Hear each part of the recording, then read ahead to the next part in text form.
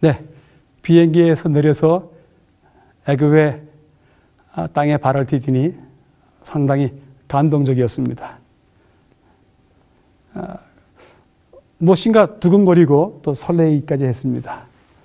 그러면서 제일 먼저 기억나는 것은 애굽은 이것이다 하는 그러한 생각이었습니다. 여러분들 애굽에 대한 이야기를 들으시면 애굽은 무엇이다 생각이 듭니까? 애굽은 피라미드와 히브리인들 노예들이 이렇게 섞여 있는 그런 곳인 것 같아요. 정말인가요? 살펴보도록 하겠습니다. 과연 국고성 비돔과 라메셋이라고 하는 것이 어떤 것일까? 설레었습니다. 히브리인들의 땀이 흘렀던 곳이니까 가볼만 했습니다. 그리고 고센이라고 하는 땅이 있지 않습니까? 열재앙 중에서도 고센 땅만큼은 재앙이 내리지 않았습니다. 왜냐하면 히브리 노예들이 살던 곳이기 때문에 그렇습니다. 그래서 빨리빨리 이러한 장소들과 흔적들을 찾아보고 싶었습니다. 그래서 도착하자마자 간 곳이 카이로 교외에 있는, 여러분들이 보시면 아시다시피 건물들이 이 대형 피라밋이 있는 바로 앞까지 지금 진을 치고 있습니다. 카이로라고 하는 도시가 이렇습니다. 워낙 위대한 고대 문명의 흔적이기 때문에 피라밋을 치울 수는 없으니까 그대로 놔뒀지만 그래도 그 코앞까지 도시가 확장이 되어 있습니다. 피라밋만큼 유명한 것이 무엇입니까? 스핑크스입니다. 그리고 애굽에는 또한 여러 대형 신전들, 건물들, 그다음에 조상들 이런 것들이 있는데 그런 것에 대한 호기심이 커졌습니다. 그래서 애굽을 이제 둘러보려고 합니다. 특별히 애굽이 첫 번째 성경의 땅으로서 역사가 대단한 역사, 하나님의 살아계신 역사가 벌어졌던 곳이기 때문에 더욱 우리의 관심을 끕니다. 피라미드와 신전이 지금까지 남아있기 때문에 또한 호기심도 더하게 됩니다. 여기 애굽의 노예들을 한번 생각해 보도록 하겠습니다. 애굽의 노예들은 어떤 일들을 했을까? 당연합니다. 첫 번째는 신전을 건축하는 일입니다. 애굽에는 수많은 신들이 있습니다. 정말이지 많습니다. 보이는 모든 것이 신이라 이름 붙여진 것이라 보시면 됩니다. 여기 룩소르에 있는 신전인데요. 세계 최대의 신전입니다.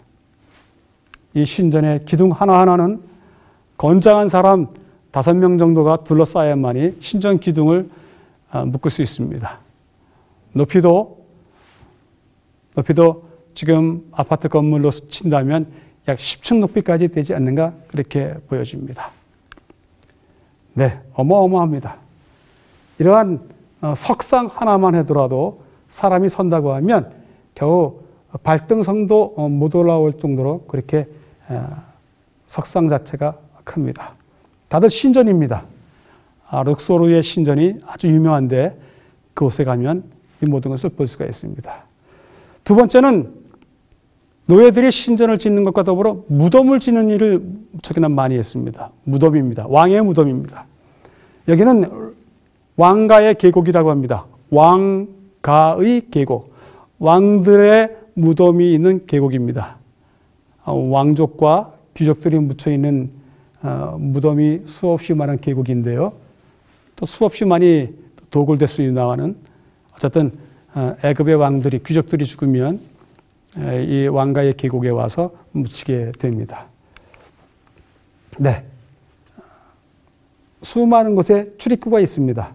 다 하나하나가 다 왕들의 무덤입니다. 그 왕들의 무덤으로서 저러한 토구를 파고 들어간 무덤도 있지만 대표적인 무덤이 피라미드입니다. 피라미드는 왕들의 무덤입니다.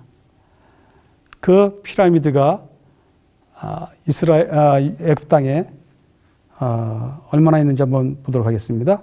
왕가의 계곡에는 발굴된 왕의 묘만 63개가 있고 아직까지 미발굴된 묘실이 120여 개가 남아있답니다. 아직까지 2배나 더 남아있죠. 그리고 이집트 전체의 피라미드가 138개랍니다. 아무래도 이 138개 아주 유명한 피라미드는 아닐지라도 몇몇 개는 히브리 노예들이 이 피라미드를 지었을 수도 있다라고 가정해 볼 수 있습니다. 그러나 어디를 찾아봐도 히브리인들이 만든 것으로서의 피라미드는 잘 나타나지 않습니다. 그 이유를 설명드리겠습니다만은 잠시 후에 설명드리겠습니다.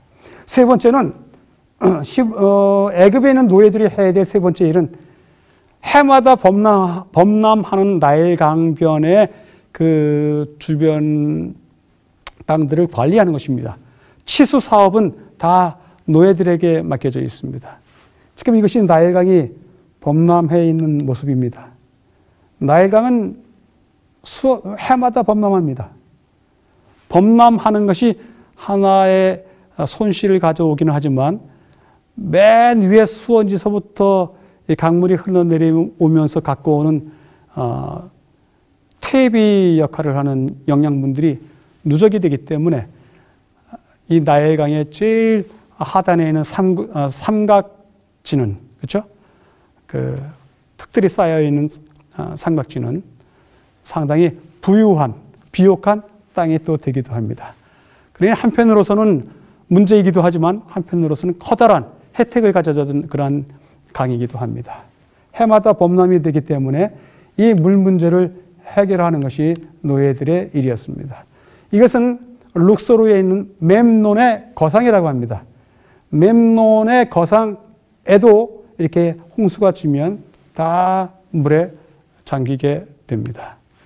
그래서 이러한 물에 잠기는 일이 비일비재하기 때문에 해마다 지은 농사의 결실물들은 차곡차곡 쌓아두는 국고송이 필요했던 것입니다.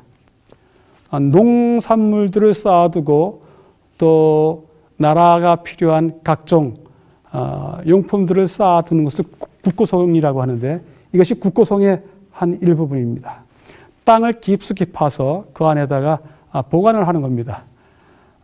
무척 더운 나라이기 때문에 이 방법이 유일하게 사용되는 것이 아니겠는가. 땅을 깊이 파는 것이 사용되는 것이 아닌가. 그렇게 또 추측도 하게 됩니다. 국고성이고요.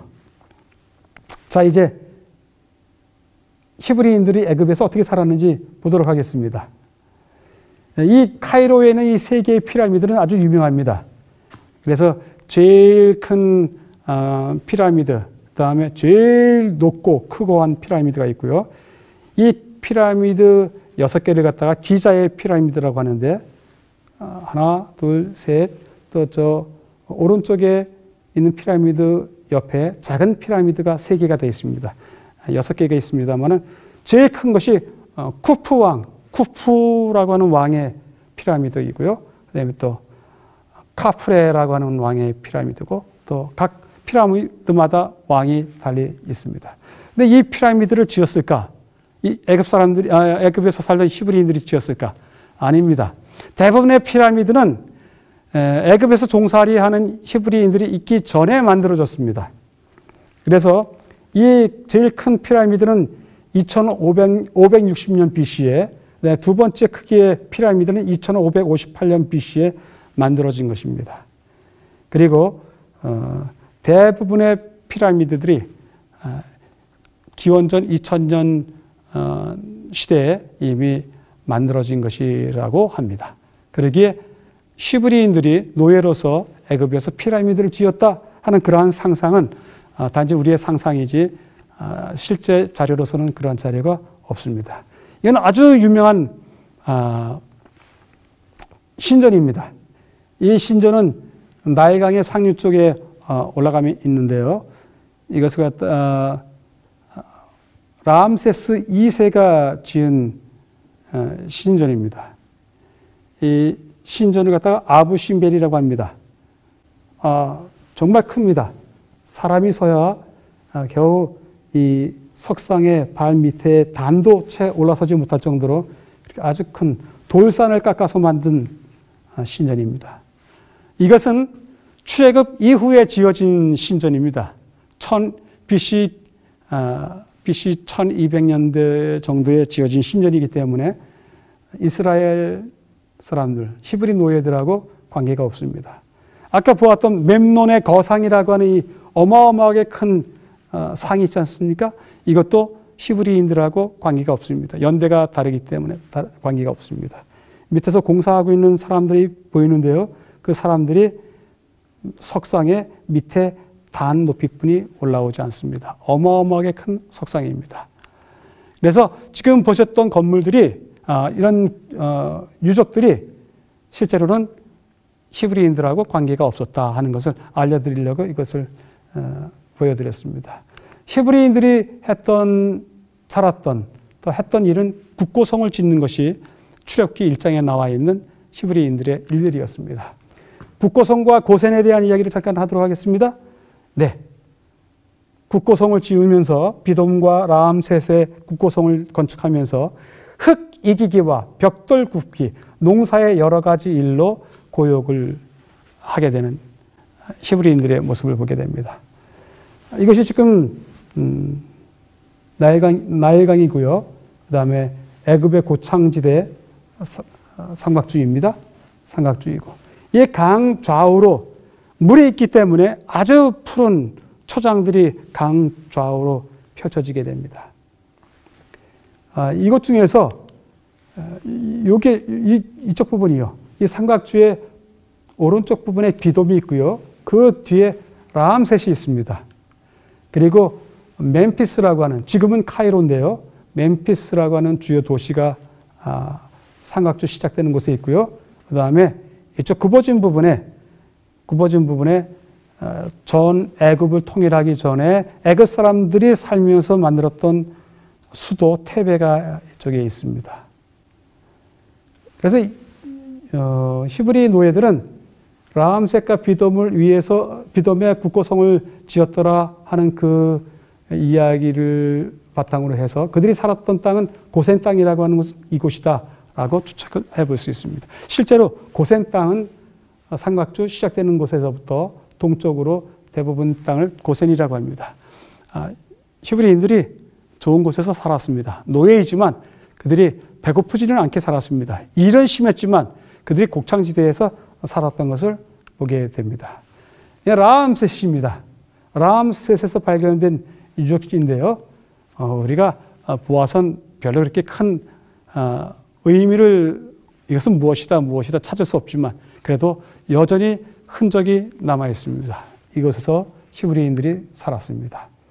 그들이 살던 집터들도 여전히 남아 있습니다. 고센은 어딜까요? 고센은 라암셋보다 조금 더 라암셋보다 조금 더 유적지가 뚜렷이 남아 있습니다. 아주 명확하게 건축물들이 남아 있고요. 이게 다 고센 땅에서 발굴되는 이쪽 유적지입니다. 고센은 물이 흐르는 곳이기 때문에 초원이 아주 넓습니다. 네, 강 옆에 논들이, 밭들이, 푸른 초장이 그리고 야자수들이 가득 자라고 있습니다. 고센 땅입니다. 그러나 아무리 좋은 땅이라 할지라도 히브리 노예들이 그 땅에서 벽돌을 구우면서 살아갔습니다. 벽화에서 나온 왕의 묘소 벽화에서 나온 흙을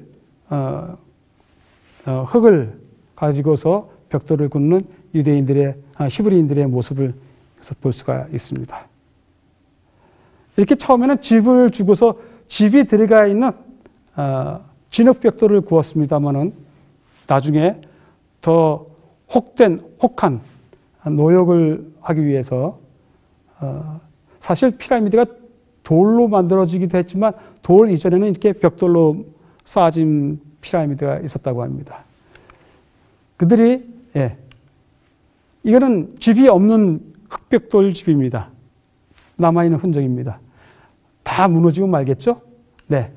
그래서 집이 들어가지 않은 진흙으로 만든 벽돌들의 모습을 보게 됩니다. 많은 학대를 당했습니다.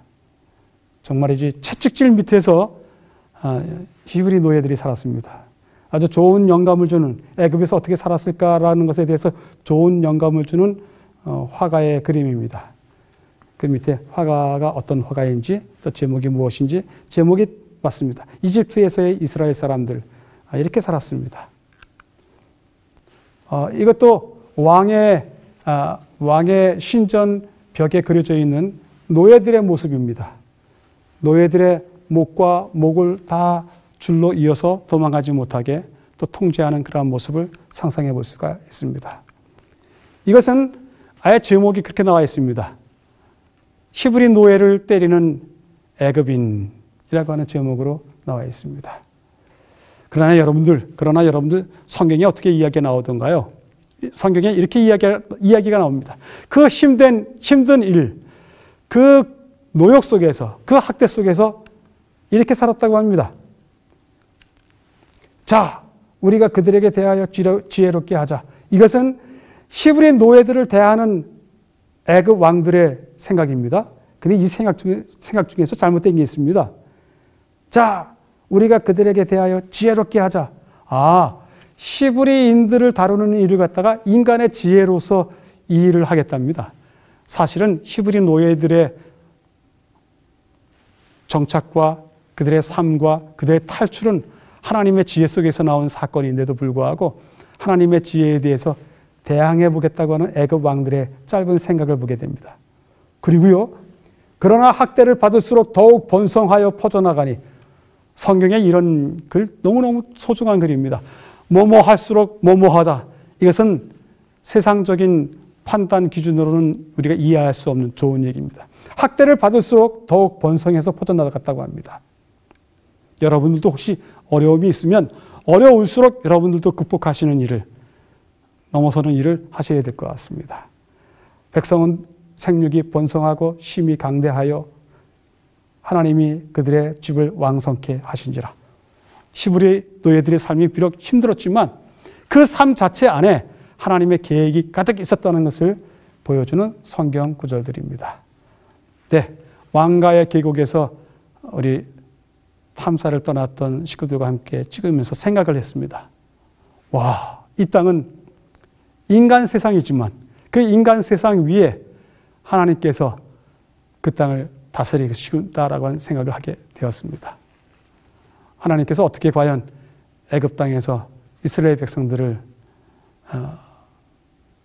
구출해 내셨는지 다음 시간에 또 그 이야기를 계속하도록 하겠습니다.